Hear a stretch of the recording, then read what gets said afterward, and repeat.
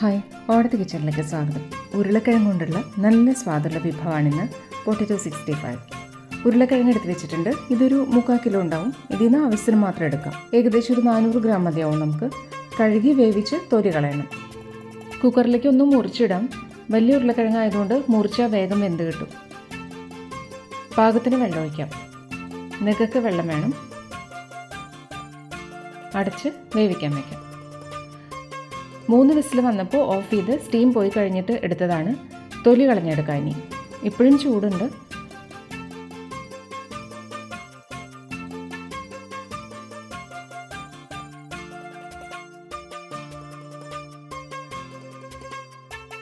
എല്ലാം ആയിക്കഴിഞ്ഞു. ഇനി മുറിച്ചെടുക്കണം. കുറച്ച് വലിയ കഷ്ണമായിട്ട് നുറുക്കാം. ഉടഞ്ഞു പോകാൻ വേണ്ട.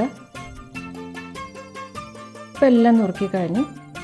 ഇനി ബൗളിലേക്ക് 4 ടേബിൾ സ്പൂൺ അരിപ്പൊടി, അത്ര തന്നെ അളവിൽ കോൺഫ്ലവർ, 4 ടേബിൾ സ്പൂൺ തന്നെ മൈദ, 2 ഹീപ്പ് ടീസ്പൂൺ മല്ലിപ്പൊടി, 1/2 ടീസ്പൂൺ മഞ്ഞൾപ്പൊടി, 1/2 ടീസ്പൂൺ ജീരകപ്പൊടി, 1 ഹീപ്പ് ടീസ്പൂൺ മുളക് പൊടി എടുക്കാം.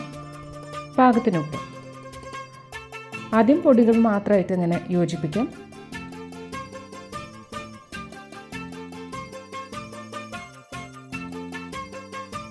എല്ലാം മിക്സ് ആയി കഴിഞ്ഞാൽ പിന്നെ കുറേശ്ശെ ആയിട്ട് വെള്ളം ഒഴിച്ചിട്ട് മിക്സ് ചെയ്യാം. വെള്ളം അധികം ആവരുത്. കട്ടകളില്ലാണ്ട് ഇങ്ങനെ ഈ കൺസിസ്റ്റൻസിയിൽ മതി. നല്ലോണം 1 കപ്പ് വെള്ളം ഒഴിച്ചിട്ടുണ്ട് നമ്മൾ. ഇനി വേവിച്ച ഉരുളക്കിഴങ്ങ് കഷ്ണങ്ങളിട്ടിട്ട് പുരട്ടിയെടുക്കണം. അമർത്തി കുഴയ്ക്കുന്ന പോലെ വേണ്ട. വെള്ളമുണ്ട് പതുക്കെ ഇങ്ങനെ ഇളക്കി ചേർത്താൽ മതി. ഓരോന്നായിട്ട് വേറിട്ട് വരും വറക്കുമ്പോൾ.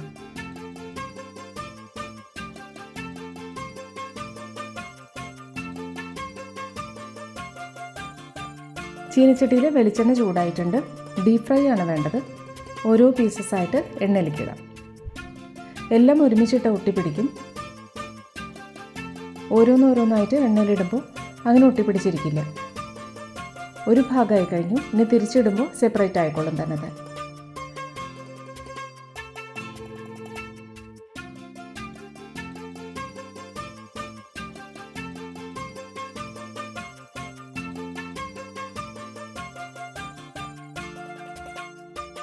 അങ്ങനെ എല്ലാം ഫ്രൈ ചെയ്തെടുക്കണം.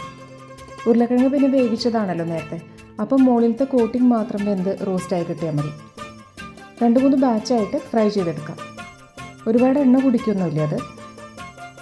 ഓരോന്നിടുന്നതിൻ്റെ ഇടയിലും 2-3 സെക്കൻഡ് ഉള്ളതുകൊണ്ട് വെവ്വേറെ ആയിട്ട് കിടന്നോളും. ഇതും വറുത്ത് പോരാം.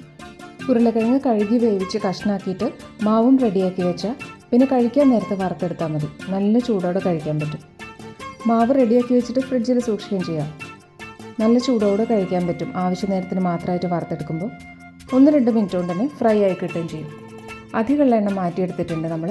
8 വെളുത്തുള്ളി അല്ലി നുറുക്കിയത്, പൊടിയായി നുറുക്കിയതാണ്. ഒരു 10 ചുവന്ന മുളക്, 4 പച്ചമുളക് കീറിയത്.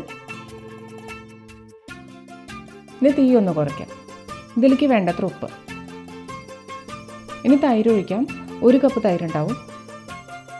1.5 ഹീപ്പ് ടീസ്പൂൺ കാശ്മീരി ചില്ലി പൗഡറും കൂടി ചേർക്കാം. 2 തണ്ട് കറിവേപ്പില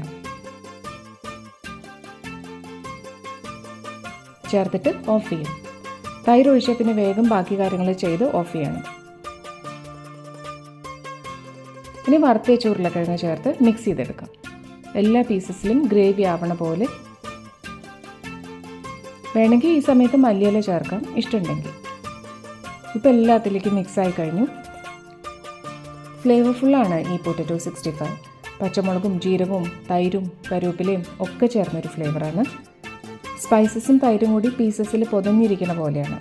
ഇതിങ്ങനെ തന്നെ കഴിക്കാൻ നല്ലതാണ്. പിന്നെ ചോറിൻ്റെയും ചപ്പാത്തിയുടെയും ഒക്കെ കൂടി സ്വാദാണ്. ഇഷ്ടമായ ഓടത്തെ കിച്ചൺ ലൈക്കും ഷെയറും ചെയ്യാം. Thank you.